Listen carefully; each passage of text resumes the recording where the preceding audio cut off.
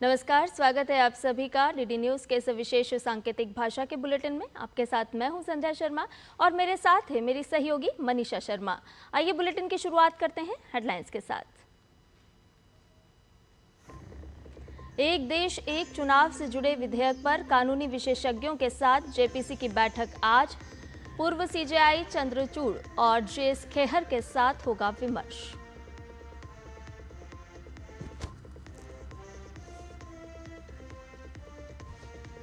America first के एजेंडे पर आगे बढ़े ट्रंप। विदेश विभाग में कर्मचारियों की छंटनी की योजना जल्द शुरू करने के निर्देश।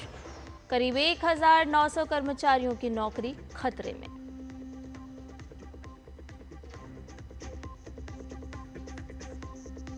सावन का महीना शुरू होते ही मंदिरों में उमड़ रही शिव भक्तों की भीड़। दिल्ली से देवभूमि तक हर हर महादेव की गूंज। कांवड़ियों की सुविधा और सुरक्षा के व्यापक इंतजाम।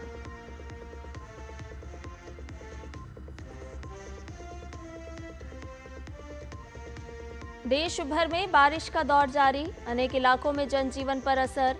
पहाड़ों और मैदानी इलाकों में आज भी मूसलाधार बारिश के आसार।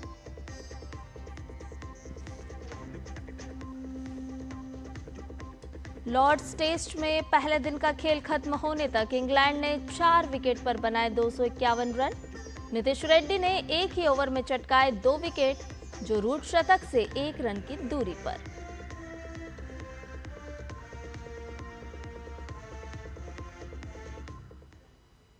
और आइए अब सभी खबरों को जान लेते हैं विस्तार से। एक देश एक चुनाव कराने की योजना पर विचार के लिए गठित संसद की संयुक्त समिति की बैठक आज होगी। बैठक के दौरान सुप्रीम कोर्ट के 2 पूर्व मुख्य न्यायाधीश न्यायमूर्ति डीवाई चंद्रचूड़ और न्यायमूर्ति जेएस खेहर समिति के सदस्यों के साथ चर्चा करेंगे और अपने सुझाव देंगे। ये बैठक नई दिल्ली स्थित संसद भवन एनेक्सी में आयोजित की जाएगी। इस बैठक का उद्देश्य संविधान 129वां संशोधन विधेयक 2024 और केंद्र शासित प्रदेश कानून संशोधन विधेयक 2024 पर गहन विचार विमर्श करना है, जो देश में एक समान और एक साथ चुनाव की दिशा में अहम कदम माने जा रहे हैं। बैठक में भाग लेने वाले अन्य प्रमुख विशेषज्ञों में पूर्व राज्यसभा सांसद और संसद की विधि और न्याय से जुड़ी स्थायी समिति के पूर्व अध्यक्ष डॉक्टर एम सुदर्शन नचियप्पन शामिल होंगे। उनके अलावा डॉक्टर वीरप्पा मोइली, जो कर्नाटक के पूर्व मुख्यमंत्री हैं, पूर्व केंद्रीय कानून मंत्री, द्वितीय प्रशासनिक सुधार आयोग के अध्यक्ष और संसद की वित्त समिति के पूर्व अध्यक्ष रह चुके हैं, वे भी समिति से संवाद करेंगे और अपने सुझाव देंगे।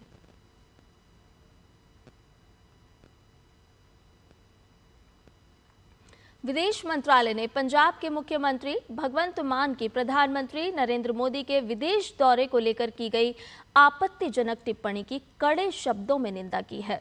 विदेश मंत्रालय के प्रवक्ता रणधीर जायसवाल ने कहा कि हमने एक उच्च सरकारी अधिकारी की ओर से ग्लोबल साउथ के मित्र देशों के साथ भारत के संबंधों के बारे में की गई कुछ टिप्पणियों को देखा है।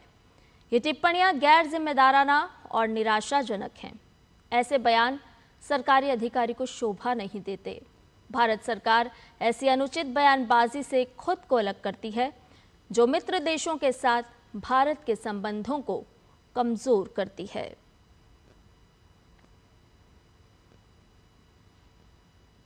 और आज से सावन का महीना शुरू हो गया है। अब 9 अगस्त यानी 1 महीने तक हर शिवालय में हर हर महादेव की गूंज कुछ और भी तेज सुनाई देगी। यह महीना भगवान शिव को बहुत प्रिय माना जाता है। कहा गया है कि इस दौरान भोलेनाथ की पूजा अर्चना करने से विशेष लाभ होता है। सावन में रुद्राभिषेक का भी विशेष महत्व है। इस पवित्र महीने में हर सोमवार को रुद्राभिषेक करने से महादेव प्रसन्न होते हैं। आज उज्जैन के महाकालेश्वर मंदिर में आरती की गई।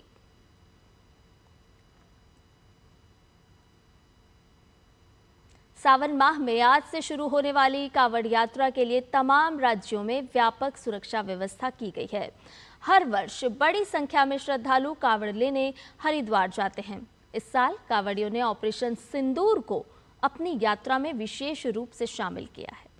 कांवड़ यात्रा के दौरान हुड़दंगियों, उपद्रवियों आपराधिक तत्वों पर पैनी नजर रखने के निर्देश दिए गए हैं।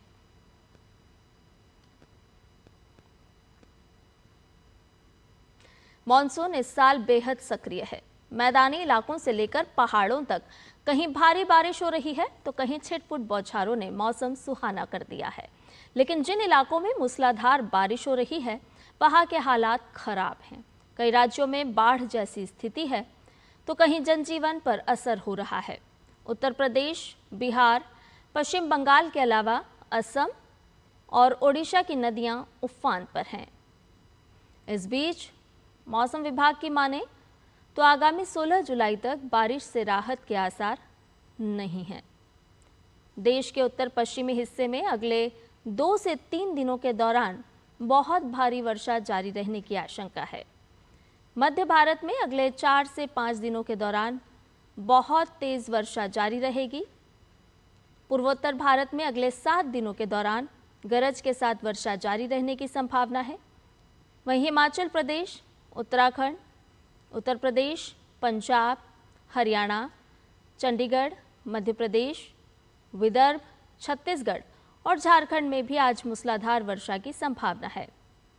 पूर्वी राजस्थान में आज बहुत तेज वर्षा का अनुमान है। अमेरिकी विदेश विभाग ने घोषणा की है कि वो दशकों में देश के राजनयिक दल के सबसे महत्वपूर्ण पुनर्गठन के तहत बड़े पैमाने पर छंटनी की योजना बना रहा है।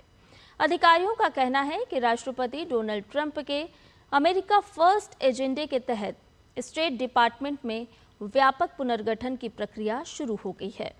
विदेश मंत्रालय जल्द ही उन कर्मचारियों को नोटिस भेजना शुरू करेगा जिनकी नौकरियां कटौती की इस योजना से प्रभावित होंगी। स्टेट डिपार्टमेंट के उपसचिव माइकल रिगस ने कर्मचारियों को भेजे ईमेल में कहा है कि पुनर्गठन के अंतिम चरण में जाने से पहले प्रभावित कर्मचारियों को सूचित किया जाएगा। बताया जा रहा है कि इस प्रक्रिया में सैकड़ों कर्मचारियों की छंटनी हो सकती है, जिनमें विदेश सेवा के अधिकारी भी शामिल हैं। सुप्रीम कोर्ट से मंजूरी मिलने के बाद ये प्रक्रिया तेजी से लागू की जा रही है, जिससे अमेरिका के राजनयिक तंत्र में बड़े स्तर पर बदलाव संभव है।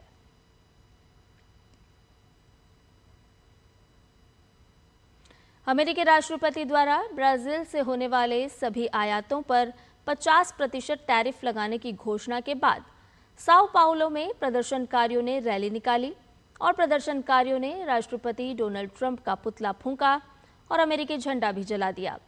चीन के बाद अमेरिका ब्राजील का दूसरा सबसे बड़ा व्यापारिक साझेदार है और लैटिन अमेरिका की सबसे बड़ी अर्थव्यवस्था के साथ उसका व्यापार अधिशेष दुर्लभ है। लेकिन कॉफी, संतरे का रस, चीनी, बीफ और इथेनॉल के एक प्रमुख कृषि निर्यातक के रूप में ब्राजील की भूमिका को देखते हुए ये टैरिफ अमेरिका में भी नुकसान पहुंचा सकता है और खाद्य कीमतों को प्रभावित भी कर सकता है।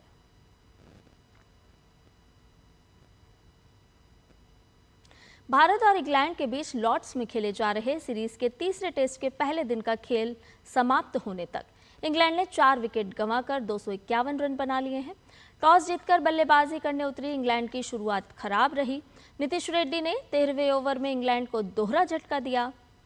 बेंडकेट 23 रन बनाकर नीतीश का शिकार बने। इसके बाद नीतीश रेड्डी ने जैक क्राउली को भी चौथा किया। टीम इंडिया को तीसरे विकेट के लिए लंबा इंतजार करना पड़ा। रविंद्र जडेजा ने 49वें ओवर में ओली पोप को 44 के स्कोर पर आउट किया। हैरी ब्रूक जसप्रीत बुमराह का शिकार बने।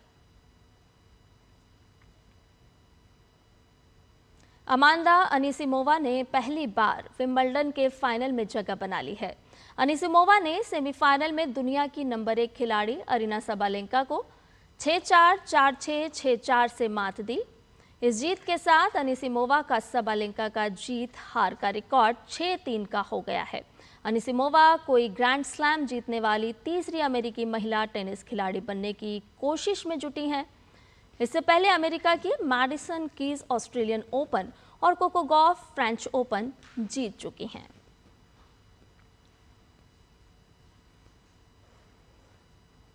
और इसके साथ ही हमारे इस विशेष सांकेतिक भाषा के बुलेटिन में फिलहाल इतना है। मुझे और मेरी सहयोगी मनीषा शर्मा को दीजिए इजाजत। नमस्कार।